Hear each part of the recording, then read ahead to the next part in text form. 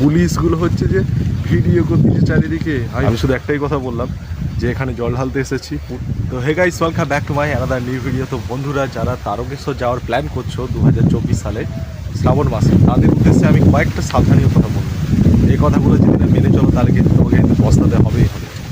তাই কাইন্ডলি একটুখানি ভিডিও, ছোট্ট ভিডিও পুরোটা দেখো, অনেক ইনফরমেশান পেয়ে যাবে। তো তোমরা যেখান থেকে যাও না কেন, হাওড়া থেকে কম বেশি সকলে যাচ্ছ, হাওড়া থেকে শেওড়াফুলি বা তারকেশ্বরগামী যে কোনো লোকাল ট্রেনে চেপে আপনারা শেওড়াফুলিতে নামছেন। শেওড়াফুলি থেকে নেমে জল নিই, তারপর তো যাবেন, তাই না, তারকেশ্বরের উদ্দেশ্যে। তো জল নেওয়ার সময় সাবধানে দেখে শুনে ঘাটে নামবেন, কারণ অনেক সময় গঙ্গাতে জল থাকে না, হঠাৎ করে জল চলে আসে। তাই যতটা পর্যন্ত ঘাটেতে বাঁশ দেওয়া থাকে সেই বাঁশগুলো পেরিয়ে যাবেন না। তারপরে হচ্ছে যে জল তো আপনি তুললেন, তারপরে পোশাক চেঞ্জ করে বা সেই পোশাকে আপনি ধীরে ধীরে হাঁটতে থাকবেন। আর শেওড়াফুলিতে নেমে কিন্তু অবশ্যই অনেকগুলো লাইন রয়েছে, এদিকে ওদিকে বেঁকে চারিদিকে গিয়েছে, সেগুলো কিন্তু দেখে পারাতে হবে, কারণ বিপদ কখনো বলে কয়ে আসে না, যখন তখন চলে আসতে হয়। তাই আপনাকে শেওড়াফুলিতে নেমে সাবধানে রেল ক্রসিংগুলো পেরিয়ে যেতে হবে। তারপরে জল নিয়ে নিয়েছেন, জল নেওয়ার পরে যখন যাবেন তখন আপনি তো বাবার মাথায় জল ঢালতে এক মনে যাচ্ছেন, কিন্তু অনেকে রয়েছে যারা জল ঢালতে যাচ্ছে না, কিন্তু যারা যাচ্ছে জল ঢালতে তাদের কিন্তু পকেট, মানিব্যাগ, ফোন সাফাই করে দিচ্ছে। আমার নিজস্ব অভিজ্ঞতা, একবার খুব রিসেন্ট তারকেশ্বর স্টেশনে আমরা একসঙ্গে গিয়েছিলাম 4-5 জন, আর কোমরে একটা করে ব্যাগ কিনি না আমরা, অনেকে তারকেশ্বর যাওয়ার সময় অনেকেই ব্যাগ কিনি, বেশ স্টাইলিশ ব্যাগ, অনেক কম পয়সাতে পাওয়া যায়, ভিডিওটা আপনারা হয়তো দেখেছেন।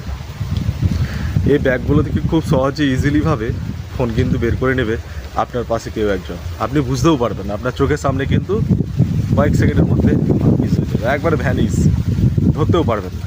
কার কার সাথে এমন ঘটনা ঘটেছে অবশ্যই কমেন্ট করে যান।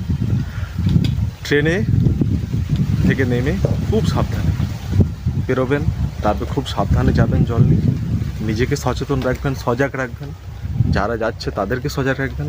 আর যে সমস্ত বন্ধুরা বাড়ির বোনেদের, মায়েদের, গার্লফ্রেন্ডকে নিয়ে যাচ্ছেন, তাদের উদ্দেশ্যে আরেকটা হবে একটা গুরুত্বপূর্ণ কথা বলব।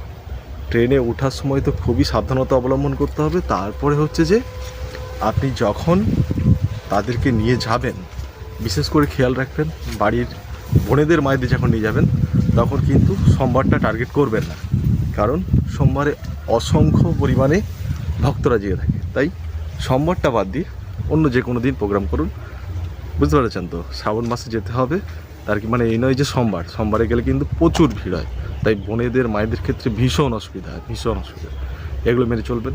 মানি ব্যাগ আর ফোন এগুলো খুব সাবধানে রাখবেন, কারণ যে কোনো সময়, যে কোনো মুহূর্তে আপনার ফোন, মানি পার্স চুরি হয়ে যাবে, আপনি একেবারে নিঃসঙ্গ হয়ে যাবেন, নিঃসম্বল হয়ে যাবেন, কোথাও যেতে পারবেন না। তাই খুব সাবধানে থাকবেন, খুব সাবধানে যাবেন, বাবার মাথায় জল ঢালুন। কিন্তু আরেকটা কথা মনে রাখতে হবে যে অনেকে কিন্তু আপনি জল ঢালতে যাচ্ছেন এক মনে, আপনাকে যেতে দেবে না, যেতে দিলেও আপনার পদে বাধা সৃষ্টি করবে, তাদের বিচার অবশ্যই মহাদেবের কাছে চাইব।